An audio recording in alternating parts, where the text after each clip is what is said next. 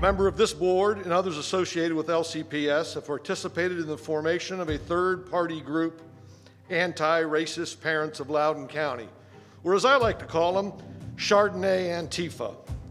The purposes of this group is to identify and target parents or community members opposed to specific school policies, critical race theory, to name but one. This school system, having engaged through a proxy group the creation of a political hit list designed to suppress the First Amendment rights of Loudoun parents, is both wrong and dangerous. Parents should never be subjected to retribution for simply expressing concerns about their children's curriculum. Say, I will not be silenced by a bunch of deranged individuals. Your children's education is called parenting. Will be recalled. We've had enough of your shenanigans. Put our children first. Being posted and did nothing is in a pretty scary territory.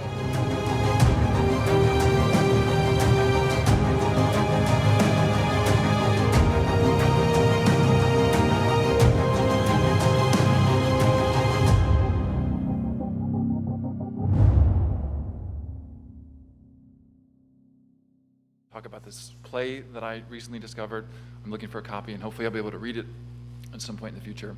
And it basically starts with a couple living in an apartment in London, and the husband, he commits these crimes above the apartment, and that causes the gas lights to flicker, to dim. And when the wife questions him about it, he tells her to her face that that's not the truth. And then he even goes as far as to say that she's crazy. And this play, called Gaslight, is a representative of a lot of the political discourse we have in our society at the moment, and it's tough.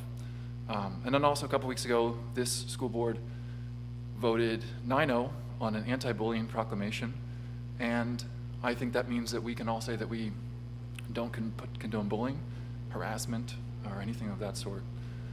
And it pains me to hear that in the community that we live in, there are groups of parents that are creating lists that seek to threaten, harass, and intimidate other parents for having different ideological opinions. And it's even more shocking when there are elected members of our local government in these groups condoning that action and even encouraging it.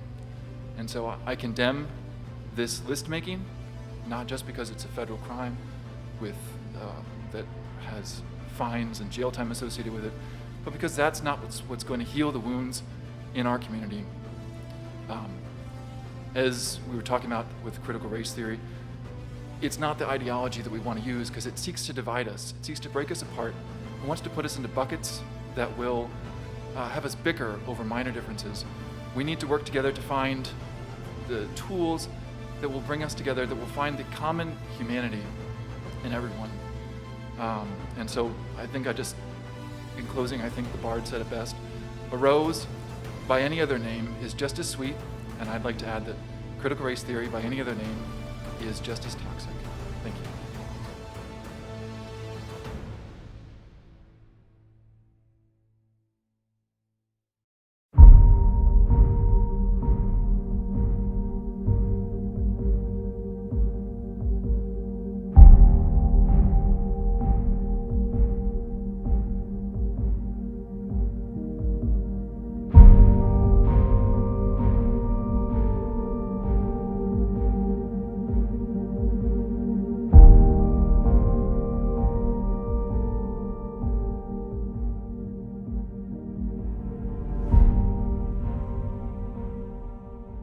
First, thank you for bringing back hybrid students 4 days a week. My son is so happy and tells me he won't cry every night at bedtime because he isn't in school every day. This is a good stepping stone into next school year. What is your plan for 5 days? Please tell me kids will be allowed to play on the playground at recess. Our kids need a normal childhood and especially a normal school experience. We are counting on you to get your act together and get kids back 5 days in a normal fashion. There's no need to throw more money to virtual Loudoun when there's K-12 and virtual Virginia. Let's keep our focus on what really matters, and that's opening school 5 days a week with teachers in the classroom. I also want to say how disappointed I am in those board members who are part of the Anti-Racist Parents of Loudoun County group. You sat by and stayed silent while these self-loathing people created a hit list of parents who disagree with CRT and branded us racist, particularly Miss Bartz, who is actively contributing to the group's illegal activities. You don't deserve to hold a spot on this board. As someone on that list, I am disgusted, and I'm here to say I will not be silenced by a bunch of deranged individuals. As a parent, I am the voice of my children, and I have been witness to the damage virtual learning and isolation has had on them. Thus, I am passionate about returning them to the classroom. This week, I learned that a member of this board went to a private Facebook group shortly after her censure to incite a social justice mob in a call to action and violence in order to out those who dared oppose her. This was done under the thinly veiled guise of opposition to CRT, and that my name had been added to the list for speaking here at board meetings. For the record, advocating for your children your children's education is called parenting, not racism. Board members Sheridan, Sirotkin, Corbo, King, and Reeser, equity has taught us that silence is complicity. I personally hold you and the 3 members of the Board of Supervisors, the Commonwealth's attorney, the staff and consultants of Loudoun County who remained silent during her call to violence complicit in her efforts to shut down her detractors by threatening and intimidating them into silence. I have filed a complaint with the Sheriff's Office, lodged ethics complaints with the Virginia School Board, the National School Board Association, and Advisive Council. I am here tonight to say I will not be coerced into silence. Ma'am, your time is up. I call out the 6 school board members, the 2 board of supervisors, the Commonwealth attorney, even the principal at Briarwoods, all in that anti-racist parents Facebook group. You all remained silent while this mob blacklisted several of your constituents. I was personally attacked. My name, my first name, my last name, where my son goes to school, who my husband is, where I live, and 3 pictures of me were all on that Facebook page.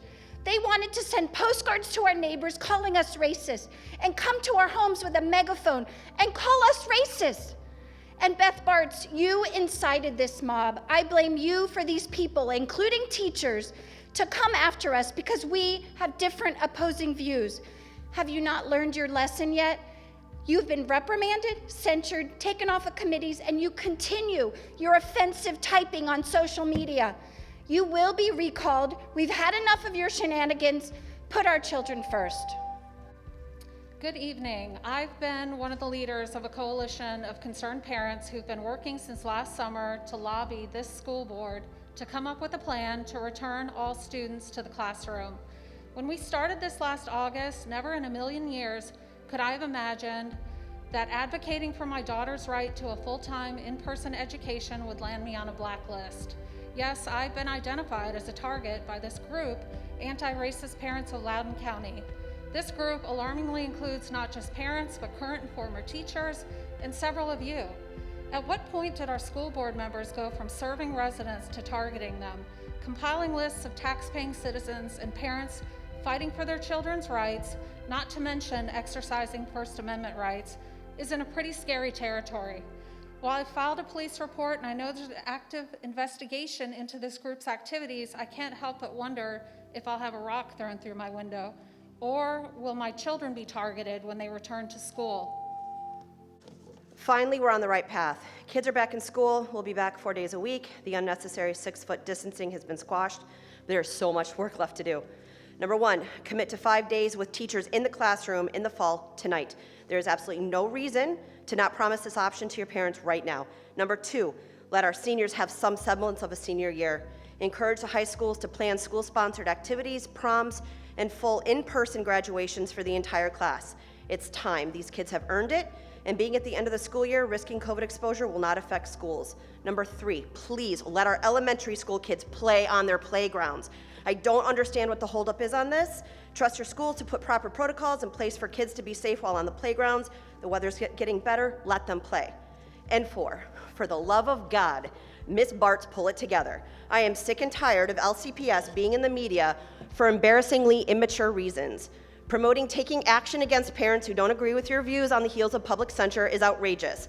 You're a poor example to the public leadership of our youth and have absolutely no business on this board. So we all know at this point that parents who spoke up against Ms. Bartz or the racial labeling policies she supports were added to a list to be dealt with, while Beth and possibly several other board members who were in the group knew full well what was happening. Those of you who saw personal information of families in this county being posted and did nothing, shame on you. Because after all, Ms. Bartz, silence is complicity, right? What the group of keyboard trolls did has nothing to do with Mr. Beatty's comments and everything to do with the lies and meddling on social media by Mrs. Bartz. We all know this, and local law enforcement does now too.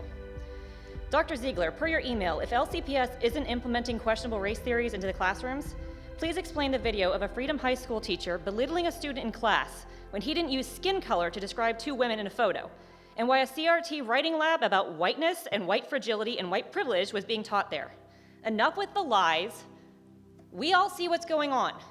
Mr. Beatty, thank you for being the one to stand up. My name is Carly Copeland, and I am on the so-called hit list. How low are we going to go? Your claim that culturally relevant instruction, CRI, is not rooted in CRT is factually and deliberately false. I refer you to the January 15, 2020 MSAC General Body Committee meeting, the 2610 mark, where an LCPS employee details Geneva Gay as being an inspiration for the CRI. According to Gay, 2002, culturally relevant teaching is grounded in CRT. You are indeed attempting to overhaul our school system into your worldview. I do not give you permission to teach my kids and their teachers to feel guilty about being white. Permission is not granted. CRT and CRI are nothing more than conspiracy and intellectual terrorism. They assault reason, logic, proof, and evidence. Your systemic equity assessment is proof of this claim as it's based on experience and anecdotal reports and interviews. It's nothing more than conjecture. Finally, with getting students back in school, a year ago, no one could have fathomed that come August, schools wouldn't be opening. A year later, here we are saying we cannot fathom that come August 2021, schools will not be opening 5 days a week for all students. Yet, aside from Dr. Ziegler and board members saying that's the plan, we haven't actually seen a specific plan for bringing some 80,000 plus students back 5 days a week. You can't blame parents for being skeptical. Are you having meetings, work sessions? Is there planning behind the scenes we don't know about? Because it looks an awful lot like last year, which was poorly planned. I would like to know for my rising senior what the plan is. I would like to know for my rising sophomore, and I would especially like to know for my rising second grader who was unenrolled this year and is being homeschooled because I wouldn't subject him to distance learning. Please survey parents to gather information you need and put forth your plan in writing. And also, Beth Bartz, I know I'm on your hit list. I saw my name. You disgust me. Far too much time is being spent calling out LCPS. Instead, our sole focus should be getting our children back in school 5 days a week with teachers in the classroom. Thank you, Mr. Beatty, for the work that you have done, and Mr. Sorokin and others. But the fact that you have in your employ and on our school board those who do not only agree with discrimination, but go so far as to condone or participate in the witch hunt of citizens for voicing their opinion is unbelievable. Anyone who promotes bigotry in any form towards anyone should not be working for our school system, not in the administration, in the schools, or the school board, period. LCPS did adopt CRT. They spent thousands of dollars in training. The links from Dr. Ziegler take us to all kinds of CRT things. Our high school students are being filled with hate-filled rhetoric of bigotry. It's not a misconception. A snake by any other name is still a snake. We can do better. I am on the list, not Santa's list, but a list of enemies, a list created by a group led by the marching orders of one of your colleagues. This list included names, places of work, where they lived, and their perceived wrongs. The goal of the group was to stop those people who they, as judge, jury, and executioner, believed were impeding their mission. Something we would expect to see in the news from Vladimir Putin was happening in our own backyard. All of this precipitated from a call for action from Beth Bartz. Unintended consequences of those actions, those are forgivable. But intended consequences are not. So when they happen, there should be severe punishment. Ms. Bartz, the list, the crimes, the doxing, all were your intentions. Your thank you post in the Facebook group provides undeniable evidence that the outcome met your approval. Conduct Policy 1035 doesn't need more watering down. It needs more aggressive and serious consequences for members who repeatedly break these rules and norms and incite others to break the law. Stop the politics and bickering and do what is right and good for the community. I should not have to live in fear because my opinions may differ from elected officials. My Jewish relatives were hunted or killed by Nazis. Others were persecuted in Russia. I was shot in the leg by a neo-Nazi when I was a child. I know what extremism looks like, and you should as well. I'm here tonight because I learned that my name was added to a modern-day enemies list. The reason? Quote, Dan Salinger spoke about the need for a middle ground in constructing a comprehensive equity plan. A middle ground. The group responsible for this list rejects moderation. That's the definition of extremism. They say they want to investigate, hack, and publicly expose those who don't agree with them. That's extremism. The list includes legal names, spouses' names, addresses, and employers. That's intimidating. Incredibly, several Loudoun County board members are also members of this extremist group. Even if you took no part in the list, you took no action against it. At minimum, you lent credibility to this extremist ideology and with your passive membership. A list like this puts a target on me. It puts a target on my family and 40 other families. Think about how a zealot might use this list. I don't want to be shot a second time. Linda Kill. Hi, my daughter has not been given a safe, critical thinking environment. She has been taught a lopsided, one-sided history that includes such fallacies that only one race was subjected to slavery. Do you want to guess which one? LCPS staff also told my daughter that she can peacefully protest at the age of 14 with parents' consent and be excused from school. I'm sure if it was a protest against the school, it would not be an excused absence.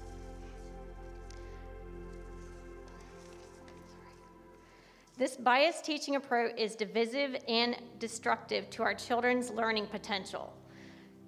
Parents and children should be able to trust the school system and to teach accurate information, relevant information, and to not lead our children down a path of self-destruction. The current approach needs to change its tact, or we will follow the wrong path for generations to come. I have been an open schools advocate for a long time and have been coming to these meetings for longer than I care to think about. It has come to my attention through national media that Loudoun County parents like me have been targeted by a group containing members of the school board. The report says that parents have been put on lists and targeted for negative treatment.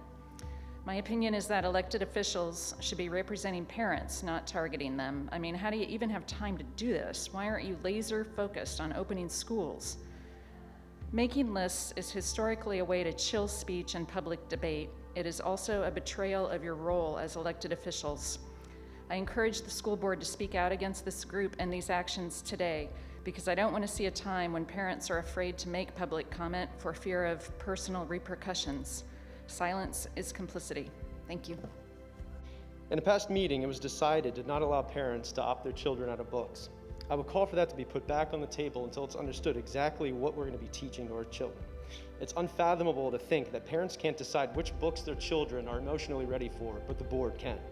I want to bring this up again due to the vague description of LCPS's comprehensive equity plan. It references using justice anchor standards, one of which states, students will recognize traits of the dominant culture, their home culture, and other cultures and understand how they negotiate their own identity in multiple spaces. This could be a great learning tool, or it could be something which causes further division. To be clear, I want our children to be in a diverse and inclusive environment where everyone, no matter the color of their skin, cultural background, or gender, feels welcome, safe, and represented. But the fear parents have spoken up about is the divisive undertones which seem to be in these standards. So I'm asking to allow the parents to be able to opt their children out of books until we can get a clear picture of what will be taught without being put on a list, which of course has been incited by one of our own board members. To reiterate what others have said already, it's not true that critical race theory is not being implemented. Just ask MSAC, just ask the Equity Collaborative, and look at last month's Equity newsletter, which recommended Ibram X. Kendi's book, How to Be an Anti-Racist, which is textbook critical race theory. LCPS also recommends racism teaching materials from the Southern Poverty Law Center, which has adopted critical race theory as its foundational premise for their teaching tolerance, learning for justice materials. Parents have the right to speak out against this without board members and teachers putting them on hate lists. There is now an effort being made to recall 6 of you by the Loudoun Parents for Education group, and I hope they succeed.